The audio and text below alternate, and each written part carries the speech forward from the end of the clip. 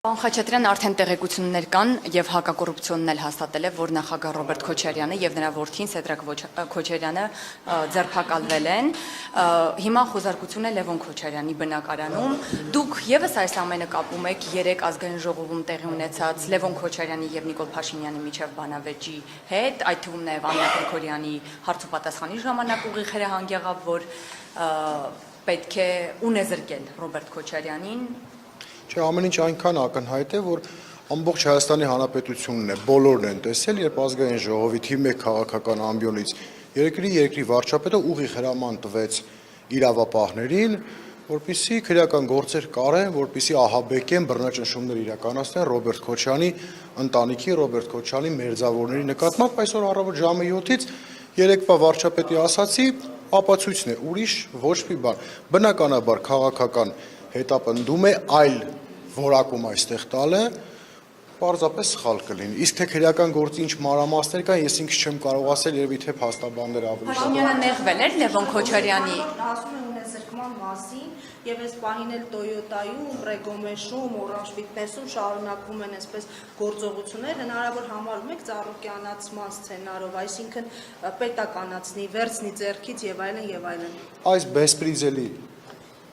այսպես ասած, տիրույթում բնականաբար ամեն ինչ հնարավոր է, ամեն ինչ սպասելի է այսօրվա իշխանություններից, քանի որ գիտեք չկա օրենքը, որ ասես օրենքի էս ինչ կետով չի կարելի, դրա մասին փաստաբանները կխոսեն, բայց այս մարդը օրենքից իրեն դրել է դուրս եւ ուղիղ հրամաններ է տալիս։ Այսօրվա իրավապահ համակարգ Հայաստանի Հանրապետություն Նիկոլ Փաշինյանի բութ գործիքն է դարձել, ու չակերտավոր ասեմ առանց անձերի որևէ վիրավորելու եւ մի փոքր ավելի առաջ գնամ, ասեմ, կարծես յաթաղան լինի օգտագործում է հայ ժողովրդի եւ ընդդիմադիրների դեմ։ Այն ընդդիմադիրը, ովքեր սուր խոսքով հանդես են գալիս, դա ականջահաճո չէ Նիկոլ Փաշինյանի եւ քաղաքացիական պայմանագրին, անմիջապես թիրախավորում են, անմիջապես բռնաճնշումների են ենթարկում եւ այս ամենն էլ դրա հենց վառ ապացույցն է։ Այսինքն սա ընդհանուր մեծ պլանի մաս է, այսպես ընդդիմադիր գործիչներին իզոլացնելով պատրաստում են օրինակ սահմանադրության փոփոխությանը, եկեղեցու, այսպես վերացմանը,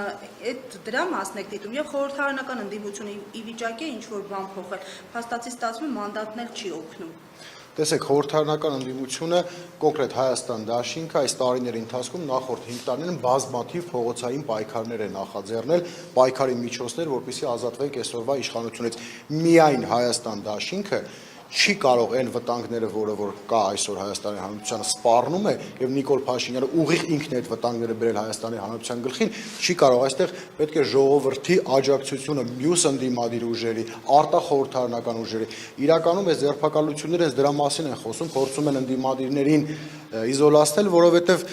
3 կառավարության ծրագիրը եւ Նիկոլ Փաշինյանը ներկայացրեց, մենք հասկացանք մի բան, դա կառավարության ծրագիր չէ, դա Հայաստանի Հանրապետության մեր պատկերացրած Հայաստանի Հանրապետության կարելի ասել մահախոսականն էր։ Պարոն Խաչատրյան, տեսեք, Նիկոլ Փաշինյանը ասում էր, ձեր հայրը 10 տարի է իշխանության եղել, ես 8 տարի եմ իշխանության, այդ ոնց է ստացվել, դուք միլիոնատեր եք, ես միլիոնատեր չեմ։ Հիմա եթե օրինակ Ռոբերտ Քոչարյանը, Լևոն Քոչարյանը աշխատավարձով ապրող մարդիկ են, որտեղից նրանց այդ կարողությունը։ Նիկոլ Փաշինյանը միլիոնատեր է թե միլիարդատեր է, դա կարծում եմ իշխանափոխությունից հետո է պարզվելու, այսօր հնարավոր է ինչ-որ բան պարզել, իհարկե ոչ, ամբողջ իրավական համակարգը, ԱԱԾ, քննչական, ոստիկանություն ամբողջը իրենց սեփական կառույցներն են դարձել։ Հայտարարագիր, որ լրացում են, տեսնում ենք ունեցվածքը։ Գիտեք, հայտարարագիր լրացին, իսկ իրական ունեցվածքը կարծում եմ հիմա հնարավոր չէ, դա կպարզվի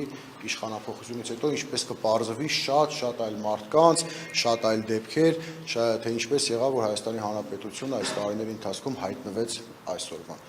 Բայց որտեղից Քոչարյաններին այս ունեցվածքը։ Դե կարծում դա հայտարարում լրացված է, բազմաթիվ անգամ Քոչարյանները դրա մասին խոսել են, ես ինքս մանրամասնությունները չեմ կարող ասել, իրենք դրա մասին խոսել են, որտեղից եւ ինչ։ Եվ քրեական գործ է հարուցված, կարծեմ հակակոռուպցիոն կոմիտեում գործի արդյունքում կպարզվի։ Պարոն Խաչատրյան, եւ միջազգային արձագանքների տեսանկյունից հաշվի առնելով, որ Հայաստանում սեփականության իրավունքը անձեռնմխելի չի, ստացվում է քաղաքական նպատակներով վերածվում է այս իրավունքը,